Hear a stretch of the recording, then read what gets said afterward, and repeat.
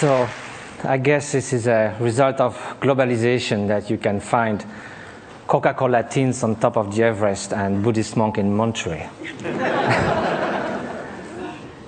And so I just came 2 days ago from the Himalayas to your kind invitation, so I would like to invite you also for a while to the Himalayas themselves. And to show the place where meditators like me, who began with being a molecular biologist in Pasteur Institute and found their way to the mountains. So these are a few images I was lucky to take and be there. This is the Mount Kailash in eastern Tibet, wonderful setting. This is from Marlborough country.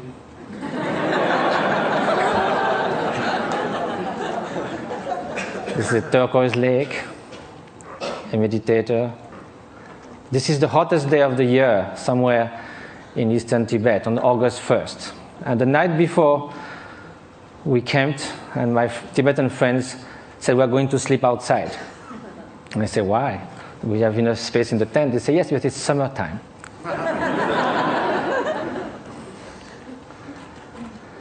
So now we are going to speak of happiness. As a Frenchman, I must say that there are a lot of French intellectuals that seems happiness is not at all interesting. I just wrote an essay on happiness, and there was a controversy, and someone wrote an article saying, don't impose on us the dirty work of happiness. We don't care about being happy. We need to live with passion. We like the ups and downs of life. We like our suffering because it's so good when it ceases for a while. This is what I see from the balcony of my hermitage in the Himalayas. It's about 2 meters by 3, and you are all welcome anytime. Now let's come to happiness, or well-being. And first of all, despite what the French intellectuals say, it seems that no one wakes up in the morning thinking, may I suffer the whole day. Which means that somehow, consciously or not, directly or indirectly, in the short and the long term, whatever we do, whatever we hope, whatever we dream, somehow is related to a deep, profound desire for well-being or happiness. As Pascal said, even the one who hangs himself somehow is looking for a cessation for suffering. He finds no other way. But then if you look in the literature, East and West, you can find incredible diversity of definition of happiness. Some people say can only be lived in remembering the past, imagining the future, never in the present. Some people say happiness is right now, is the quality of the freshness of the present moment. And that led to Henri Bergson, the French philosopher, to say all the great thinkers of humanity have left happiness in the vague, so that they could define, each of them could define in their own terms. Well, that will be fine if it was just a secondary preoccupation in life. But now, if it is something that's going to determine the quality of every instant of our life, then we better know what it is, have some clearer idea. And probably the fact that we don't know that is why so often, although we seek happiness, it seems we turn our back to it. Although we want to avoid suffering, it seems we are running someone towards it. And that also comes from some kind of confusions. One of the most common ones is happiness and pleasure. But if we look at the characteristic of those two, pleasure is contingent upon time, upon its object, upon the place. It is something that changes of nature. Beautiful chocolate cake, first serving is delicious, second one, not so much, then we feel disgust. That's the nature of things. We get tired. I used to be a fan of Bach. I used to play it on the guitar, and I can hear it 2, 3, 5 times. If I had to hear it 24 hours non-stop, it might be very tiring. If you are feeling very cold, you come near a fire, it's so wonderful. Then after some moments, you just go a little back and then it starts burning. it sort of uses itself as you experience it. And also, again, it can also, it's something that it is not something that is radiating outside. Like, you can feel intense pleasure, and some others around you can be suffering a lot. Now, what then will be happiness? And happiness, of course, is such a vague word. So let's say well-being. And so I think the best definition, according to the Buddhist view, is that well-being is not just a mere pleasurable sensation. It is a deep sense of serenity and fulfillment, a state that actually pervades and underlies all emotional states and all the joys of sorrows that can come one's way. Well, that might be surprising. Can we have this kind of well-being while being sad? In a way, why not? Because we are speaking of a different level. Look at the waves coming near the shore. When you are at the bottom of the wave, you hit the bottom. You hit the solid rock. When you are surfing on the top, you are all elated. So you go from elation to depression. There's no depth. Now, if you look at the high sea, there might be beautiful, calm ocean like a mirror. There might be storms, but the depth of the ocean is still there, unchanged. So now, how is that? It can only be a state of being, not just a fleeting emotion, sensation, even joy that can be the spring of happiness. But there's also wicked joy. You can rejoice in someone's suffering. So now, how do we proceed in our quest for happiness? Very often, we look outside. We think that if we could gather this and that, all the conditions, something like we say, everything to be happy. To have everything to be happy, that very sentence already bears the doom of destruction of happiness. To have everything. If we miss something, it collapses. And also when things go wrong, we're trying to fix things outside so much. But our control on the outer world is limited, temporary, and often illusory. So now look at the inner conditions. Aren't it stronger? Isn't it the mind that translates the outer condition into happiness and suffering? And isn't that stronger? We know by experience that we can be in what we call a little paradise and yet be completely unhappy within. The Dalai Lama was once in Portugal and there was a lot of construction going on everywhere. So one evening he said, look, you are doing all these things, but isn't it nice also to build something within? And he said, unless that, even you get a high-tech flat on the 100th floor of a super modern and comfortable building, if you are deeply unhappy within, all you are going to look for is a window from which to jump. So now, at the opposite, we know a lot of people who in very difficult circumstances manage to keep serenity, inner strength, inner freedom, confidence. So now if the inner conditions are stronger, of course the outer conditions do influence. And it's wonderful to live longer, healthier, to have access to information, education, to be able to travel, to have freedom. It's highly desirable. However, this is not enough. Those are just auxiliary help, conditions.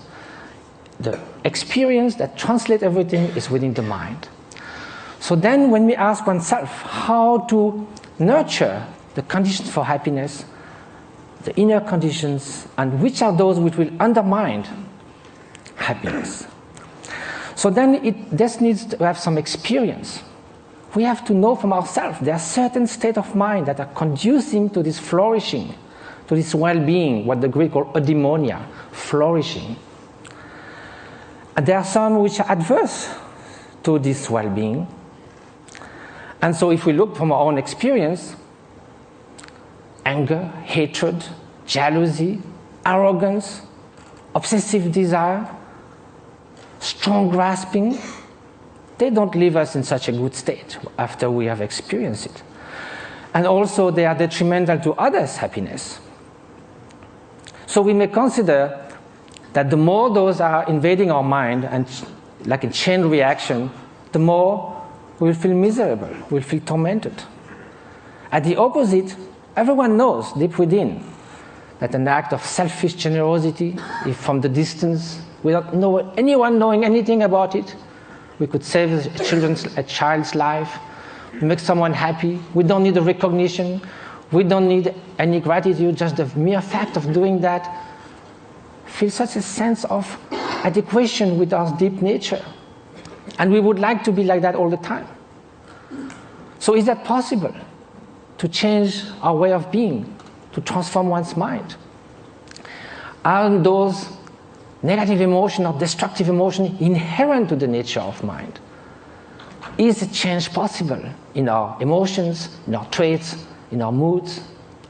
So for that we have to ask, what is the nature of mind? And if we look from the experiential point of view, there is a primary quality of consciousness. That is the mere fact to be cognitive, to be aware. Consciousness is like a mirror that allows all images to rise on it. You can have ugly faces, beautiful faces in the mirror.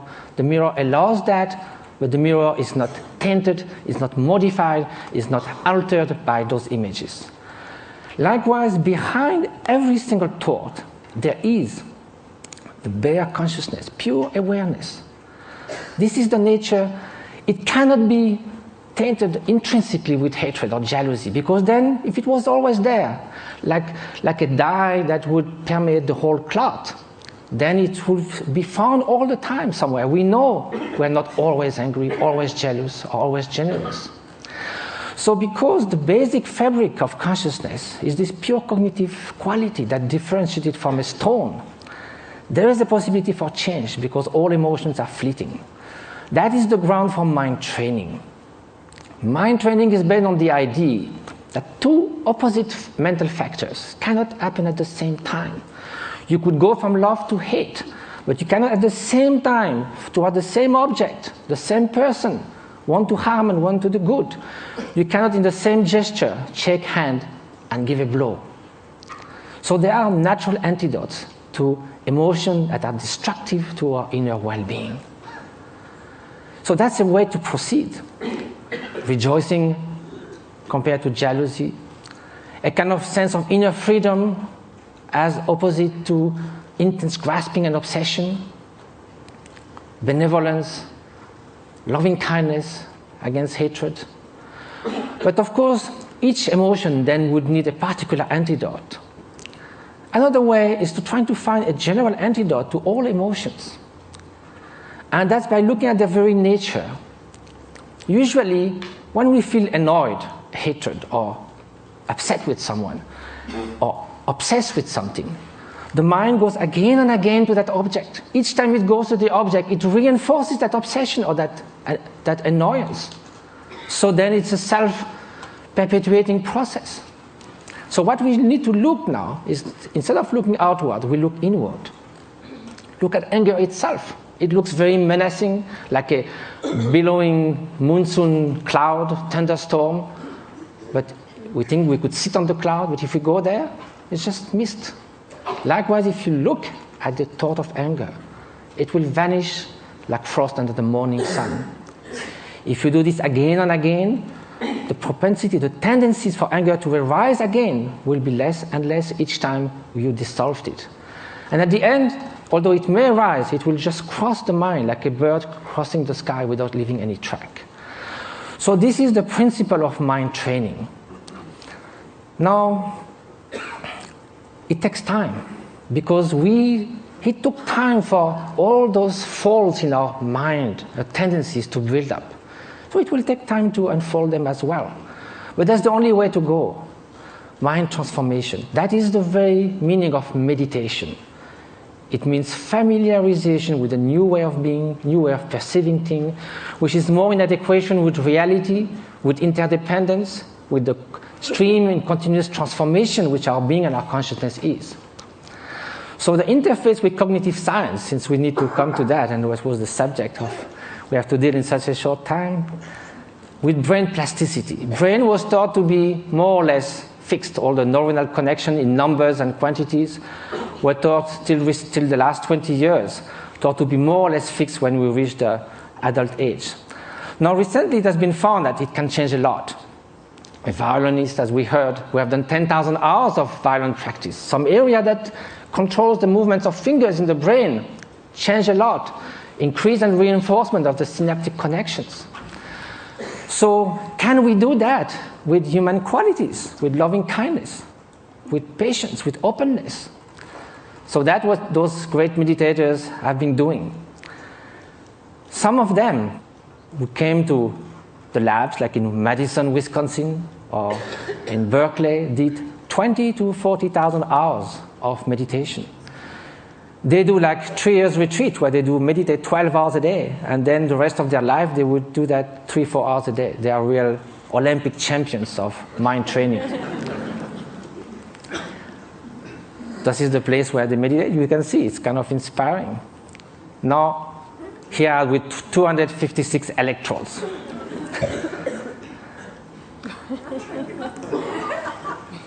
So what did they find? Of course, same thing, the scientific embargo. A paper has been submitted to Nature. Hopefully it will be accepted. It deals with the state of compassion, unconditional compassion. We ask meditators who have been doing that for years and years and years to put their mind in a state where there's nothing but loving kindness, total availability to sentient being. Of course, during the training, we do that with objects. We think of people suffering, we think of people we love. But at some point, it can be a state which is all-pervading. Here's a preliminary result, which I can show because it's already been shown. The bell curve shows 150 controls. And what is being looked at is the difference between the right and the left frontal lobe. In very short, people who have more activity on the right side of the prefrontal cortex are more depressed, withdrawn, they don't describe a lot of positive affect. It's the opposite on the left side, more tendency to altruism, to happiness, to express, and curiosity, and so forth. So there's a basic line for people, and also it can be changed. If you see a comic movie, you go more to the left side. If you are happy about something, you go more to the left side. If you have a bout of depression, you go to the right side. Here, the minus 0.5 is a 4 standard deviation of a meditator who meditates on compassion. It's something that is totally out of the bell curve. So I have no time to go into all the different scientific results. Hopefully they will come. But they found that this is after 3.5 hours in a fMRI. It's like coming out of a space ship. Also, it has been shown in other labs, for instance, Paul Ekman's labs in Berkeley, that some meditators are able also to control their emotional response more than it could be taught. Like the startle experiments, for instance. If you sit a guy on a chair with all this kind of apparatus measuring your physiology, and there's kind of a bomb that goes off. It's a so instinctive response that in 20 years, they never saw anyone who would not jump.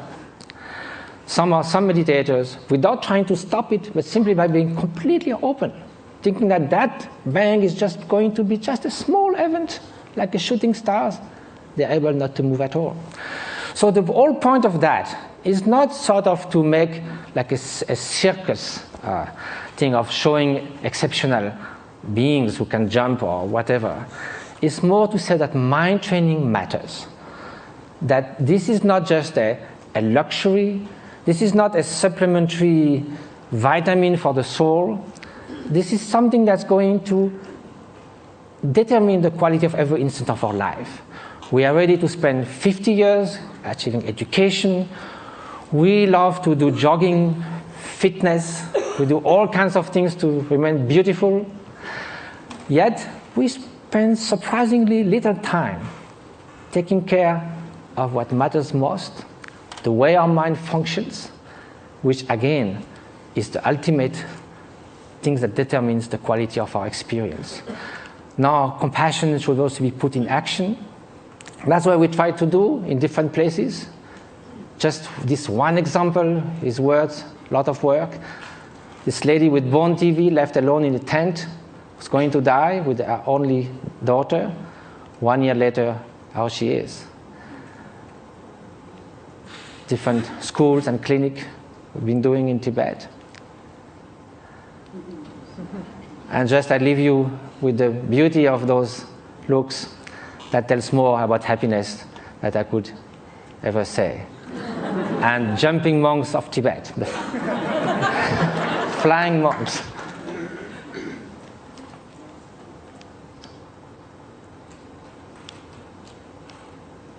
Thank you very much.